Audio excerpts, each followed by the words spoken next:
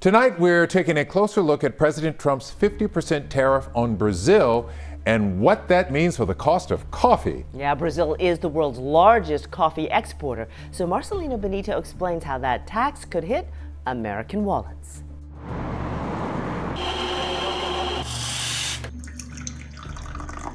지난주 미국 여러 도시의 슈퍼마켓에서 파운드당 원두 평균 가격이 8달러를 넘어섰습니다.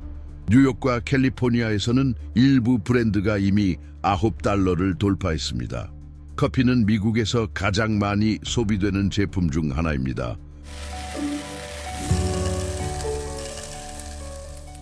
공식 추정치에 따르면 성인의 66% 이상이 매일 커피를 마십니다. 이는 수천만 명의 사람들이 직접적인 영향을 받고 있다는 의미입니다. 산업 현장에서는 작은 로스터리들이 단 일주일 만에 원자재 가격이 30%에서 40%나 급등했다고 보고했습니다.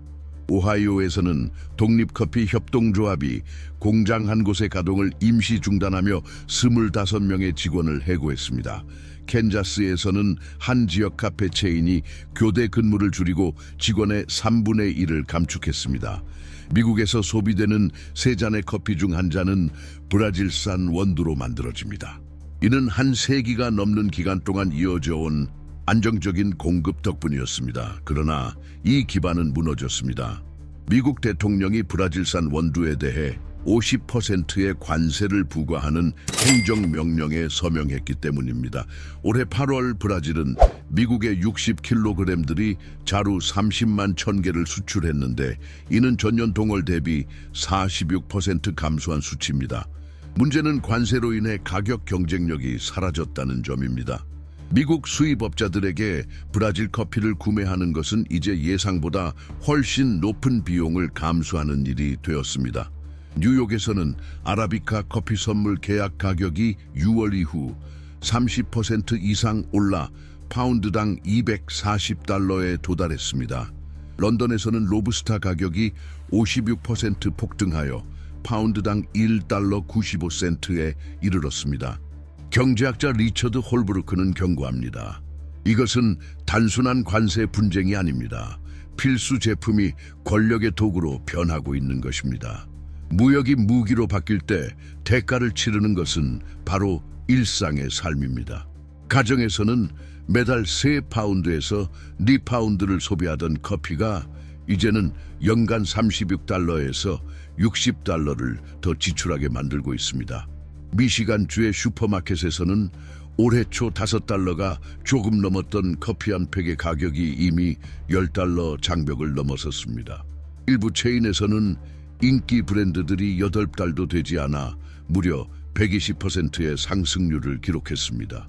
오리건의 한 작은 마을에서 카페를 운영하는 한 여성은 단 3주 만에 매출의 5분의 1을 잃었다고 전했습니다. 고객층의 대부분을 차지하는 지역 노동자들은 출근길에 마시던 전통적인 카페라떼 소비를 중단했습니다. 뉴저지의 한 동네 식료품점은 가격이 11달러를 넘어섰을 때 대량 반품 사태가 발생했다고 밝혔습니다. 이는 40년의 영업 역사상 전례가 없는 일이었습니다. 식품 소비의 사회적 영향을 연구하는 사회학자 캐런 앨리스는 이렇게 설명합니다. 기본적인 상품이 이런 왜곡을 겪으면 그 결과는 단순히 지갑의 문제로 끝나지 않습니다. 커피는 일상을 구성하는 의식이며 소속감을 상징하는 요소입니다. 그것이 손에 닿지 않게 되면 공동체 생활 자체가 흔들리게 됩니다. 이런 혼란은 이미 새로운 행동으로 나타나고 있습니다. 시카고의 대중교통 안에서는 바리스타들이 작은 카트를 즉석에서 마련해 종이컵에 담은 커피를 시중 가격보다 저렴하게 팔며 노동자들의 절박한 수요를 활용하고 있습니다. 많은 중산층 지역에서는 이웃들이 모여 큰 자루를 공동 구매해 개인 비용을 줄이려는 시도를 하고 있습니다. 2010년 커피 한 파운드의 평균 가격은 3달러 50센트였습니다. 15년이 지난 지금 그 가격은 사실상 3배 가까이 올랐습니다. 업계는 적응을 시도하고 있습니다. 베트남과 에티오피아에서의 수입이 늘어나기 시작했지만 이들 공급자의 가격 또한 급등했습니다. 일부 국제 경매에서는 60kg들이 자루가 전년도보다 40% 비싼 가격에 거래되었습니다.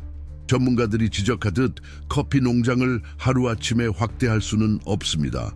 새로운 묘목이 만족스러운 생산량에 도달하려면 최소한 3번의 수확이 필요합니다. 미국 경제학자 로라 핀처는 경고의 톤으로 상황을 요약합니다. 문제는 커피 자체가 아닙니다. 문제는 그것이 보여주는 현실입니다. 이렇게 흔한 것이 이렇게 빨리 사치품으로 변할 수 있다면 글로벌 공급망은 우리가 상상했던 것보다 훨씬 더 취약하다는 뜻입니다. 이것은 단지 시작일 뿐입니다. 세계 무역 지도가 바뀌기 시작했습니다. 올해 8월 한 달 동안만 브라질의 독일 수출은 60kg들이 자루 40만 개 이상에 달하며 유럽 국가를 다시 최대 구매국 자리에 올려놓았습니다. 멕시코는 구매량을 90% 늘렸고 전통적인 경쟁자인 콜롬비아는 놀랍게도 브라질산 커피 12만 개가 넘는 자루를 사들였습니다. 세계 최대 소비국 중 한 곳이 장벽을 세우면 다른 모든 나라에 기회가 열립니다. 브라질은 그 창을 잘 활용했습니다. 이 변화는 고객의 다양성을 넓혔습니다. 과거의 의존은 전략적 분산으로 바뀐 것입니다. 국제무역 컨설턴트 데이비드 크루거는 경고합니다. 생산자들이 이렇게 짧은 시간에 수백만 자루를 재배치할 수 있다는 것은 이미 대체 시장에 대한 신뢰가 굳건히 자리 잡았다는 뜻입니다. 위험은 단순히 미국을 일시적으로 잃는 것이 아니라 영구적인 대체라는 점에 있습니다. 국제거래소는 즉각 반응했습니다. 뉴욕에서는 이전까지 완만하게 움직이던 아라비카 커피 선물 계약이 하루에 7%까지 출렁이며 전문가들이 전쟁 수준의 불안정성이라고 부르는 수준에 이르렀습니다. 런던에서는 로부스타가 더 큰 폭으로 치솟으며 전례 없는 변동성을 보였습니다. 농업 현장에서 브라질 농업공급공사 CO 내부의 자료에 따르면 긴 가뭄과 커피 농장의 자연스러운 저생산 주기가 겹쳐 올해 수확량 전망이 5% 하향 조정되었습니다. 이는 약 170만 자루가 덜 공급된다는 의미입니다. 수출 보고서는 중국의 구매자들이 독점권을 확보하기 위해 평균보다 높은 프리미엄을 제시했다고 보여줍니다. 그 결과 일부 거래에서는 브라질산 커피가 상하이와 베이징으로 수출될 때 뉴욕의 로스터리들이 지불한 가격보다 더 저렴하게 팔리기도 했습니다. 세계은행은 성명을 내어 이번 분쟁이 가공식품 글로벌 시장에서 두 자릿수 인플레이션을 초래할 수 있다고 경고했습니다. 커피가 수백만 개의 소규모 사업을 지탱하는 전략적 원재료이기 때문입니다. 경고는 분명합니다. 카페, 제과점, 식당은 일자리와 세금을 움직이는 톱니바퀴입니다. 그 연쇄의 효과는 운송업체에서 도시 관광까지 이어질 수 있습니다. 글로벌 무역 전문가 조너선 마이어스는 커피 사태를 훨씬 더 큰 경고 신호로 받아들여야 한다고 강하게 경고했습니다. 그의 분석에 따르면 이 제품이 드러낸 취약성은 소수 공급업자에 의존하는 어떤 공급망이든 정치적 압박 도구로 전환될 수 있음을 보여줍니다.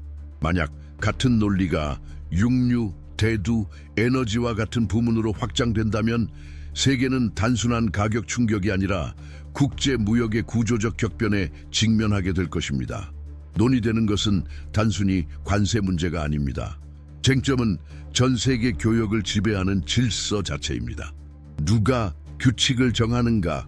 누가 가장 기본적인 필요를 조종할 권력을 갖고 있는가?